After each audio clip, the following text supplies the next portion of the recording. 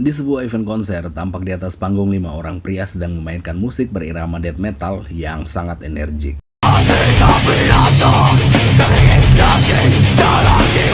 Puluhan ribu penonton menggoyangkan kepala dengan keras mengikuti irama musik dengan histeris.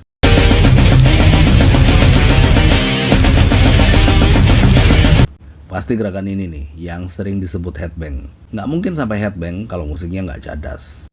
Yoi! Kelimanya adalah Andian Gorus pada drum, Daniel Mardani pada vokal, Boni Sidarta pada bass, Stevie Item pada gitar, dan Coki Bolmeyer pada gitar. Mereka merupakan formasi cadas dari band Death Squad bentukan Stevie Item. Riff-riff yang kejam sudah pasti dipadu dalam intonasi yang sangat rapi dan harmoni. Aksi kelimanya berhasil memprovokasi penonton hingga histeris sampai pada penghujung acara. Iya, seperti itulah profesional bermusik kelimanya.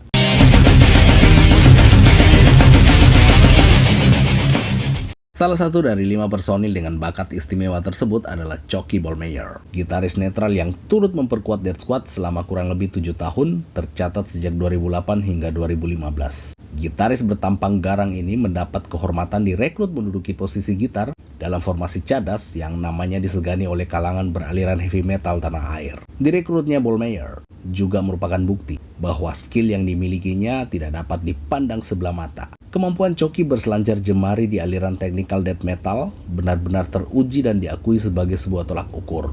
Berdasarkan pengakuan Stevie, selama berkolaborasi dengan Coki dirinya tidak pernah merasa ragu bakal ketimpangan. Maklumlah, ini band metal Death Squad. Presisi bergitarnya sangat rapi.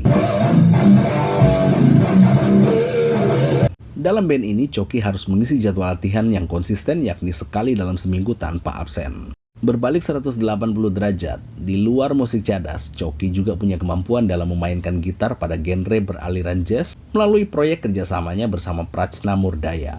Tidak dapat diragukan lagi jika nama Coki Bolmeyer sangat pantas berada dalam deretan gitaris rock papan atas tanah air.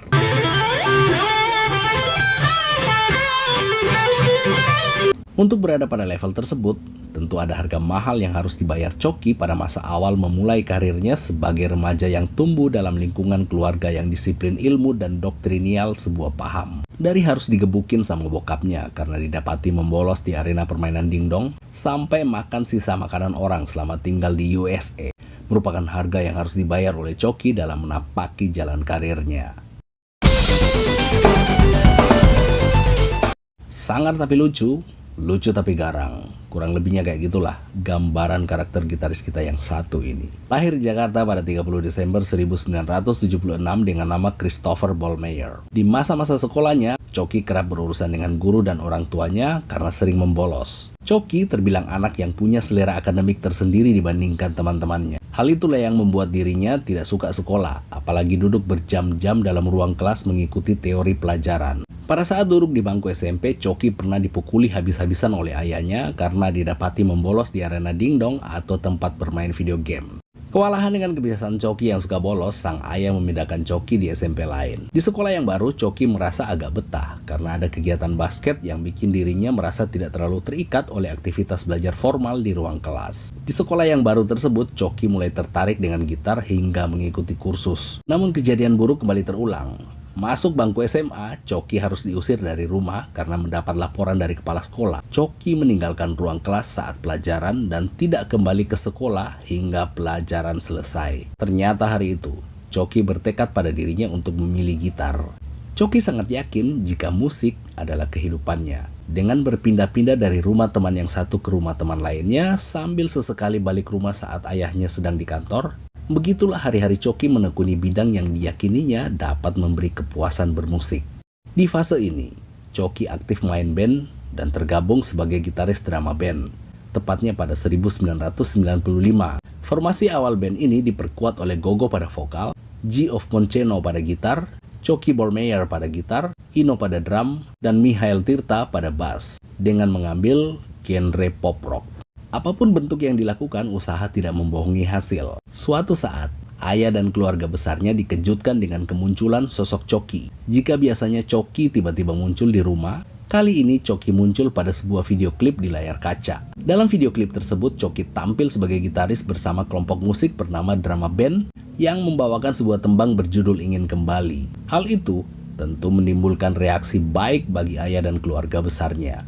Coki membuktikan bahwa setiap bakat yang ditekuni tentu dapat menuai hasil. Selanjutnya Coki diajak rembuk oleh ayah dan keluarganya. Dari hasil rembuk itu, akhirnya Coki mendapat kesempatan mengecap pendidikan di Musician Institute USA. Tercatat sepanjang 1997 hingga 1998, walau sangat singkat, Coki mendapat materi tentang cara bermain gitar dari guru-guru berpengalaman dibantu oleh teman-teman sekolahnya. Selama hidup di USA, kesedihan yang gokil sering terjadi pada dirinya. Tak jarang Coki dapat bantuan jatah makan dari teman-temannya asal Indonesia. Yang lebih konyol lagi, Coki tidak segan-segan makan dari sisa-sisa makanan orang.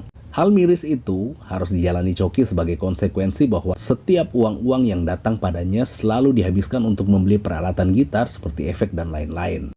Gitar? Apa itu gitar?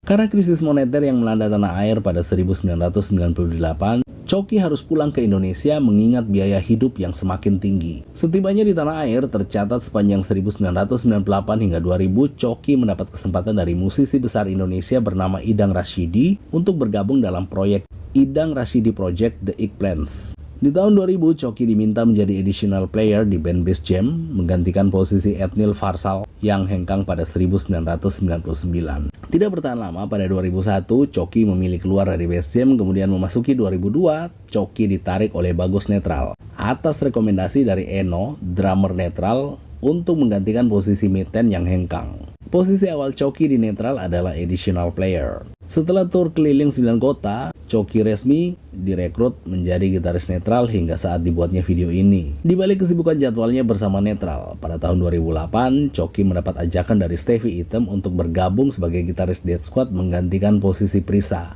Tanpa meninggalkan Netral, Coki bergabung sepanjang 2008 hingga 2015, kemudian pamit mengikuti Boni sang basis yang duluan hengkang. Di luar Netral, Coki dan Eno juga terlibat dalam proyek Black Teeth yang beraliran punk rock ugal-ugalan yang diperkuat oleh Eno gitara pada drum, Satrio pada vokal, dan Jerry Kilmore pada bass. Pada band ini, segala aspirasi bermusik keempatnya dituangkan dengan karakter musik yang sangat urakan, kasar, dan tanpa basa-basi. Setelah band ini mengeluarkan 2 album, Coki dan Eno keluar. Tidak pernah puas dengan energi musik yang ada pada dirinya, pada 2016, Coki Ballmeyer membentuk proyek bermusik Instrumentalia dan merilis album perdana yang diberi judul Sunyotok. Nama yang sangat Indonesia itu terinspirasi dari seniman besar tanah air bernama Gatot Sunyoto. Sebagai wujud ekspresi atas nama Sunyotok yang mewakili eksistensi Indonesia, pada setiap gelar konser, mereka menggunakan kopia dan baju batik.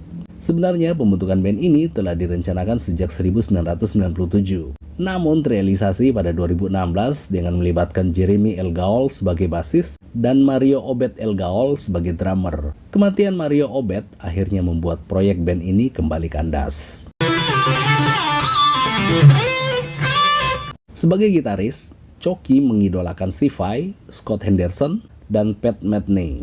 Dari ketiganya, Coki banyak belajar teknik dalam mengasah skill notasi dan chord. Sedang dalam berkarya, Coki mendapat inspirasi dari Jimi Hendrix. Bagi Coki, Jimi Hendrix adalah gitaris yang berkarya mengikuti alamnya sendiri, kemudian ditranslate ke dalam bentuk rekaman. Sebagai musisi yang pernah merasakan proses rekaman pita kaset, di era yang semakin digital ini, Coki berprinsip untuk tetap tekun pada hobi yang terus mengalir. Karena di era modern ini, tidak ada informasi yang tidak ada. Coki tidak pernah menyesal dengan jalan hidup yang ia pilih. Coki mengaku justru masih kurang puas dengan pencapaiannya saat ini.